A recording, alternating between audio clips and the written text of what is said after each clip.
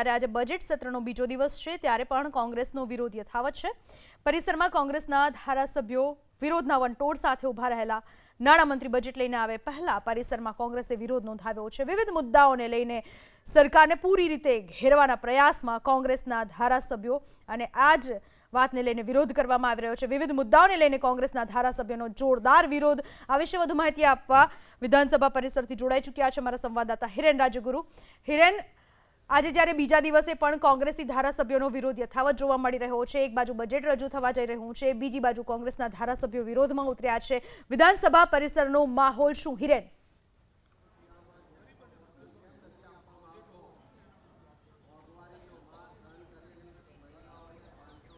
જી હિરેન,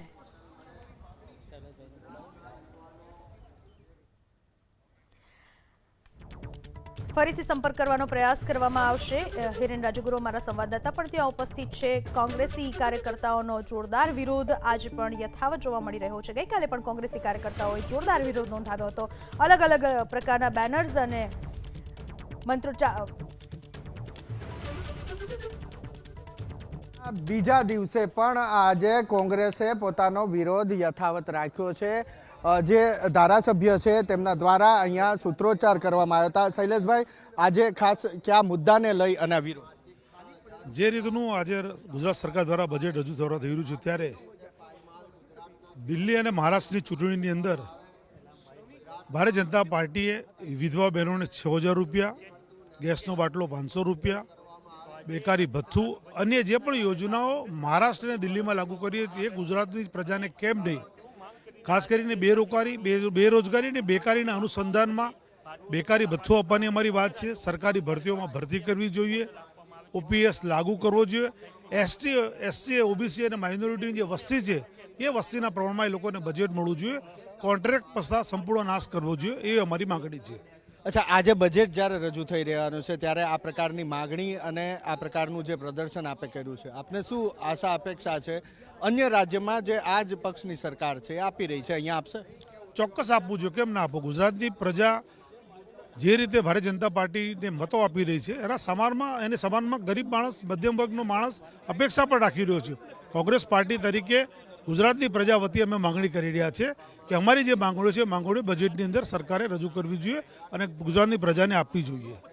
તો આ રીતે માગણી કરવામાં આવી રહી છે કે જે અન્ય રાજ્યની અંદર આજ ભારતીય જનતા પાર્ટીની સરકાર મહિલાઓને જે ફાયદો આપી રહી છે, લાભ આપી રહી છે અથવા તો વિધવા સહાય છે એ વધારે આપી રહી છે એ પણ આપવી જોઈએ। અન્ય જે ધારાસભ્યો છે તેમની સાથે પણ વાત કરવાનો પ્રયાસ કરીશું। જિગ્નેશ મેવાણી આપણી સાથે જોડાયા છે। જિગ્નેશભાઈ, કેવા પ્રકારની માગણી છે, આશા શું છે આજના બજેટને? ગુજરાતની 6.5 કરોડ જનતાને, ફક્ત પૂંજીપતિ ઉદ્યોગપતિઓને નહીં, 6.5 કરોડ જનતાને રાહત મળે એ સાચું બજેટ। તો 6.5 કરોડ ગુજરાતની જનતાની માગણી શું છે? માગણી એ છે કે આ કાળજાળ મોંઘવારીમાંથી મુક્તિ મળે એના માટે ગેસનો બાટલો 500 રૂપિયામાં આપવો, મહિલાઓને ખાતામાં મહિને 3000 રૂપિયા મળે, ખેડૂતોને તો રાહત મળે જો પૂર અને અતિવૃષ્ટિના સમયમાં મોટા પેકેજ ડિક્લેર થાય, ખોટી માપણીઓ રદબાતલ થાય અને ખાલી પડેલા તમામ સરકારી પદોમાં ભરતી થવી જોઈએ, આઉટસોર્સિંગ કોન્ટ્રાક્ટ પ્રથા નાબૂદ થવી જોઈએ, સામાજિક ન્યાય સુનિશ્ચિત કરવું આ દેશના બંધારણનું લક્ષ્ય હોય, માઇનોરિટી, એસસી, એસટી, ઓબીસી, ગરીબ વર્ગોને લાભ થાય એવું બજેટ હોવું જોઈએ, લઘુત્તમ વેતનના દરોમાં વધારો થવો જોઈએ, ઓપીએસ યોજના લાગુ થવી જોઈએ, કેજીથી પીજી સુધીનું શિક્ષણ મફત બને અને આપણા દરેક પીએસસી, સીએસસી, સબ સેન્ટર અને હોસ્પિટલોની અંદર એમઆરઆઈ અને સીટી સ્કેનના મશીનો હોવા જોઈએ। ખ્યાતિયોગ કાંડ તો જોયો, પણ આરોગ્ય મંત્રીના મત વિસ્તારના સરકારી દવાખાનામાં પણ એક એમઆરઆઈ અને સીટી સ્કેનના મશીનો આપણે બજેટમાં વસાવી નથી શકતા। ગુજરાતની 6.5 કરોડ જનતા રાજી થાય એ સાચું બજેટ। તો આ રીતના માગણી કરવામાં આવી છે। માગણીને લઈ અને સૂત્રોચ્ચાર કરવામાં આવી રહ્યા છે। કોંગ્રેસના ધારાસભ્યો એ પ્લેકાર્ડ ટાઈપના જે પ્રિન્ટઆઉટ છે એ પ્રિન્ટઆઉટ લઈ અને વિધાનસભાના પરિસરમાં પોતાનો વિરોધ નોંધાવવા માટે પહોંચ્યા। અન્ય ધારાસભ્યો છે એના દ્રશ્યો પણ આપને બતાવવાનો પ્રયાસ કરીશું કે જે રીતના તેમણે હાથની અંદર જે પ્રિન્ટઆઉટ રાખ્યા છે એ પ્રિન્ટઆઉટ લઈ અને પોતાની જે માગણી છે એ માગણી દોહરાવી રહ્યા છે। કિરીટભાઈ, શું માગણી અને શું આશા આજના બજેટને લઈને? આજે ગુજરાતના નાણામંત્રી આદરણીય કનુભાઈ દેસાઈ જે બજેટ રજૂ કરી રહ્યા છે દર વર્ષે જ્યારે ચૂંટણીઓ હોય ત્યારે બીજા રાજ્યોની અંદર એ વચનો આપવામાં આવે છે અને છેલ્લા 30 વર્ષથી ગુજરાતની અંદર ભારતીય જનતા પાર્ટીનું શાસન છે. એની મહિલાઓને 500 રૂપિયામાં ગેસનો બાટલો આપવામાં નથી આવતો. જે સક્ષમ મહિલાઓ નથી એને બીજા રાજ્યોની અંદર 6000 રૂપિયા એ પેન્શન આપવાની વાત કરી છે. દર મહિને લાડલી બહેન યોજના નીચે બહેનોને 3000 રૂપિયા આપવાની વાત કરી છે.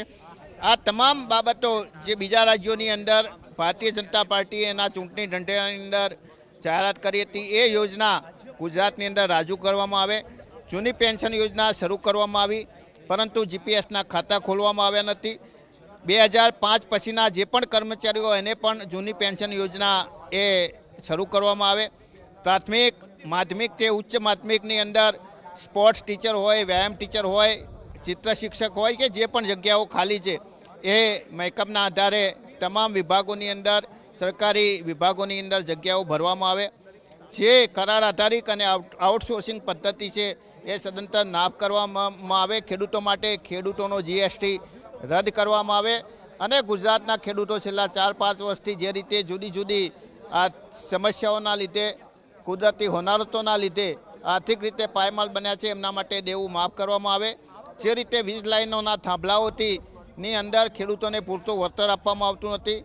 આ બાબત અમે તમામ બાબતો એ વિધાનસભાના બજેટની અંદર રજૂ કરવા માટે અને એના માટે જોગવાઈ કરવા માટે અમે આજે વિરોધ પ્રદર્શન કરેલું છે.